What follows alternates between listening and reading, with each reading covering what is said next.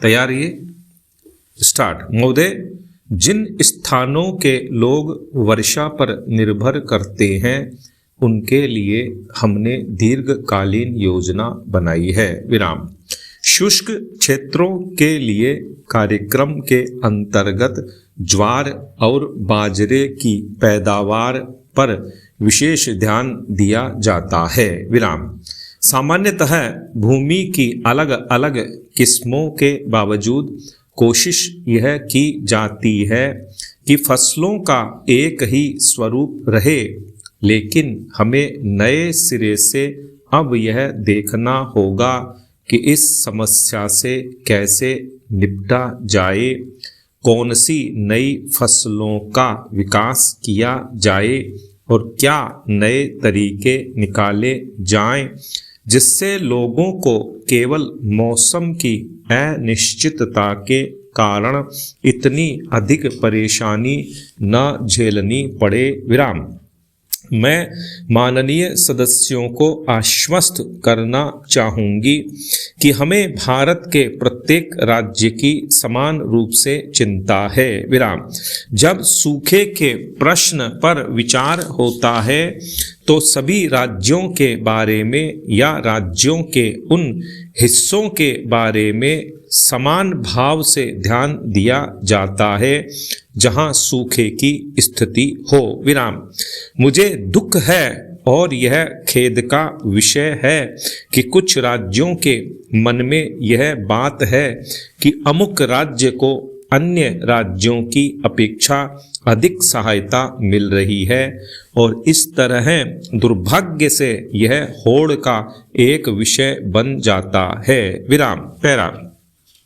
जैसा कि मैंने पहले कहा, यह एक ऐसा मामला है जिस पर हम सबको अपने अन्य मतभेद भुलाकर एक ही उद्देश्य से काम करना चाहिए। विराम।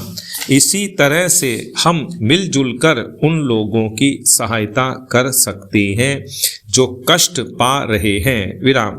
मैं विशेष रूप से विपक्ष के सदस्यों से, उन माननीय सदस्यों से भी जो किसी पार्टी में नहीं हैं, अपील करूंगी कि वे इसे राजनीतिक या पक्षधरता का विषय न बनाएं। विराम। इस समय की यह एक सबसे बड़ी चुनौती है जिसका सामना करने के लिए सहयोग की बहुत व्यापक गुंजाइश है। विराम। जब पहले हमारे यहाँ जोरों का सूखा पड़ा था तो उस संकट के परिणाम स्वरूप हमने राष्ट्रीय आत्मनिर्भरता प्राप्त करने की अतिरिक्त प्रेरणा पाई थी। विराम। इसी तरह हमें इस संकट, इस सूखे को ध्यान में रखते हुए देश के शुष्क या कम वर्षा वाले क्षेत्रों की समस्या हल करने के लिए सफल प्रयास करने चाहिए। विराम।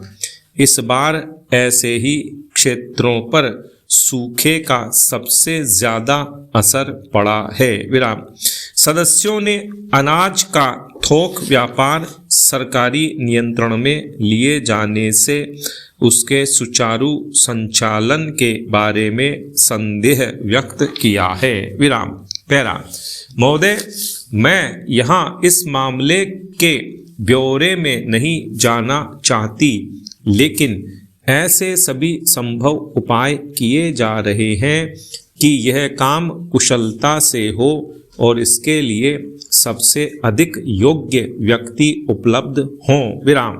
स्वाभाविक है कि जब कोई नया काम प्रारंभ किया जाता है तो कठिनाइयाँ हो सकती हैं, विशेषतः ऐसे कार्य में जिसका राजनैतिक दल और अन्य निहित स्वार्थ वाले लोग डटकर विरोध कर रहे हों और जिसे वे सफल बना देना चाहते हों। विराम। इन सब बातों का कुछ प्रभाव तो हो सकता है। विराम। लेकिन इस कारण से यह उपाय न करने से कोई सहायता नहीं मिलेगी। विराम। ऐसे लोगों में से कुछ की कार्रवाइयों के बारे में अतीत का अनुभव अच्छा नहीं रहा है और कुशलता, ईमानदारी आदि के लिए काफ़ी गुंजाइश दिखती रही है। विराम। हमारे सभी संसद सदस्यों और अन्य लोगों को यह बताना चाहिए कि कठिनाइयों का स्वरूप क्या हो सकता है, अकुशलता कैसे पैदा होती है और इन सब बातों को कैसे कम या दूर किया जा सकता है। विराम। पैरा। रोजगार का प्रश्न बड़ा पेचीदा है। विराम। मैं यहाँ पूरी तरह से इस प्रश्न को नहीं उठाना चाहूँगी, लेकिन प्रायः यह अनुभव किया जाता है कि हमने जो विशेष कार्यक्रम बनाए हैं वे सफल नहीं हुए हैं। विराम। लेकिन यह सोचना सही नहीं है। विराम। जब कोई कार्यक्रम शुरू किया जाता है तो उसे गति पकड़ने में कुछ समय लग ही जाता है। विराम। उसका परिणाम कुछ समय बाद ही दिखाई दे सकता है। विराम। हमने इन कार्यक्रमों की घोषणा काफी पहले की थी। विराम। उनकी प्रगति को लेकर मैं भी चिंतित थी। विराम। मैंने इस मामले में मुख्यमंत्रियों तथा अन्य संबद्ध लोगों से स्वयं संपर्क किया है। विराम। अब इन कार्यक्रमों का सुफल सामने आ रहा है, लोगों को रोजगार के अवसर मिल रहे हैं। विराम।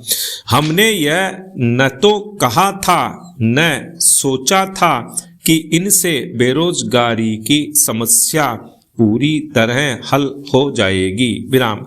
इसके लिए तो आगे और विकास अनिवार्य होगा और हम यह प्रयत्न कर रहे हैं कि योजनाओं तथा परियोजनाओं के अंतर्गत हमारी कुशल जनशक्ति को काम मिल सके। विराम।